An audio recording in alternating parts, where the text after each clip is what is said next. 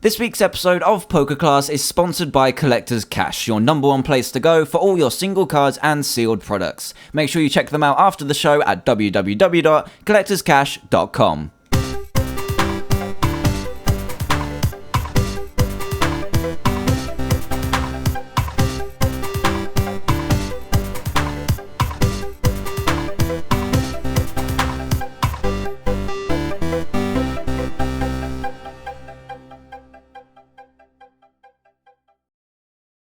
Hey there everyone, and welcome to episode 99 of PokeClass. I hope you all had an awesome holiday season and are still having a great time. And the Pokemon season did kind of take a break over the holidays, but a couple of weeks ago I attended a city championships, which I would tell you about today.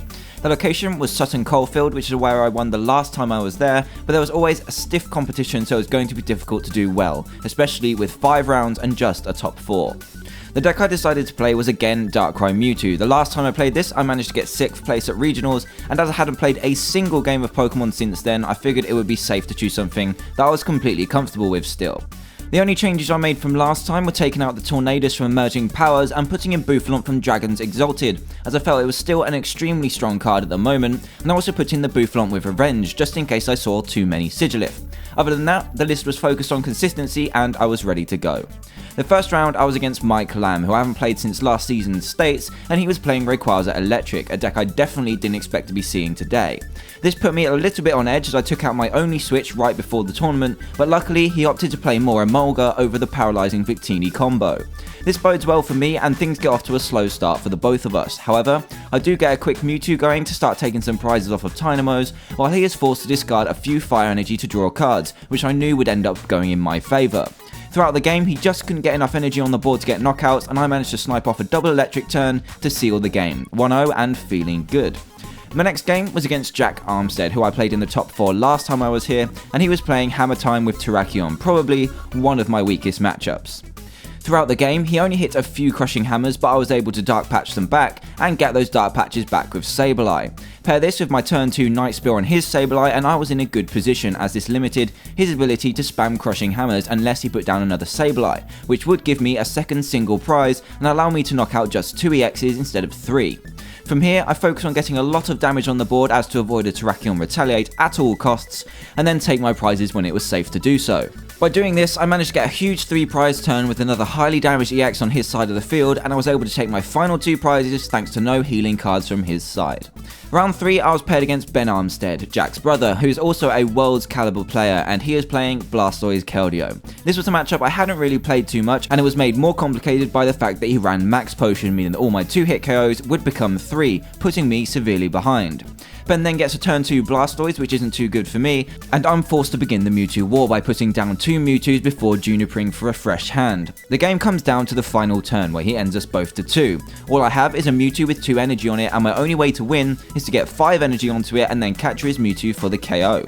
From the end, I get a double colourless and a catcher, which is incredibly lucky, even more so when I top deck the random receiver into a Juniper, from which I only need an energy switch to win the game.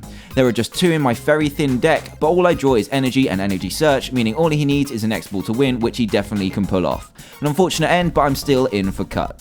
Next game, I was against John O'Cowley, who I played at Nottingham Regionals, and he was again playing Darkrai Hydreigon, my other considerably weak matchup. Unfortunately for him, he doesn't get a great start, and I managed to knock out a Dino and a Zwelos at the same time to stop him getting a Hydreigon out. By this time, he's just draw passing and Boufflant sweeps up the rest of the game. 3-1 and 1 more to go for top cut. The last Swiss round was against a guy I hadn't met before, but he was a very friendly guy playing Blastoise. This game was incredibly weird as we both got off to very slow starts and we descend into the slowest of Mewtwo wars. Luckily for me, I just have that quicker energy acceleration as he fails to get a Blastoise out, and I can finish off his Mewtwo's much quicker than he can respond to mine. That makes me 4-1 and I enter cut as 2nd seed, which is awesome. My top 4 game was against George Boone, who I play against and talk to a lot, so it was nice to have a friendly, competitive game, even in top 4. He was playing Darkrai Hammers with Landorus and Terrakion, so it was going to be a tough one as well. The first game is a strong start for me as I hit the first Night Spear and he can't hit decent supporters for a while, by which time I've taken a comfortable lead. Recognising this, George scoops the first game and we move on to game 2. So this game was much more back and forth, with the prize exchange in full swing. I'm playing very carefully as I am too aware of Terrakion, which I managed to KO before it becomes a problem. The game then comes down to me finishing off a Landorus with the large Mewtwo, and he ran Moloetta, which could KO if he could get one of the 2 Prism Energy out of his deck with a 1-card N. Luckily for me, that does not happen and I'm able to take my final prize with Mewtwo. This moves me on to top 4 and I will be playing Ben Armstead again to see who comes out on top. Game 1 goes well for both sides, but him running Max Potion is really hurting my ability to keep up the prize trade, as I have no way to knock out his KOs in a single attack, while he safely KOs me in 2 shots, regardless of Eviolite. This ultimately ends up in me losing the Mewtwo War and EX War, and I lose game 1. Then we move on to game 2, which was extremely quick as I managed to pull off a turn 1 X-Ball KO on his lone Squirtle thanks to a couple of mulligans from him and computer search, which means we're on to game 3 to decide the winner of the tournament. The game goes well for me at the start as I get a turn 2 Gold Breaker on his very undeveloped field, but 2 Max Potions on his empty Keldeo stops me from getting a strong lead. Even though he discards 2 Blastoise with the Juniper, he is able to pull off another quick Blastoise, and things start to go very wrong for me. My draws are incredibly weak and I have no way to stall against a hard-hitting Keldeo, and I lose the last game. So I end up in 2nd place, which I'm very pleased with, as that put my total up to 140 championship points from just 5 tournaments, and I'm well on my way towards my World's invite. Overall, I'm happy with my deck choice, but didn't use Revenge Bouffalon once, so that may be an extra space that I can play around with in the future. So thank you all for watching this week's episode of PokeClass, and I hope you all enjoyed it. If you did, then a like and favourite would really be appreciated. Also, if you're new to the channel, then please subscribe for more Pokemon videos, and before I go, a little bit of information for you about episode 100 of PokeClass. 100 episodes is an incredible number, and to celebrate it, I'm going to be doing a special live streamed episode of PokeClass with a Q&A session at the end. I'll post another video with more information about it and where this will be, but if you have anything you want to ask me for the Q&A section of the live stream, then either post it as a comment below or send me a YouTube PM. So get on that one, and more information will be coming soon in a future video. So thanks again everyone for watching this episode. I hope you all have a great new year, and I'll see you again in 2013. Have a great week.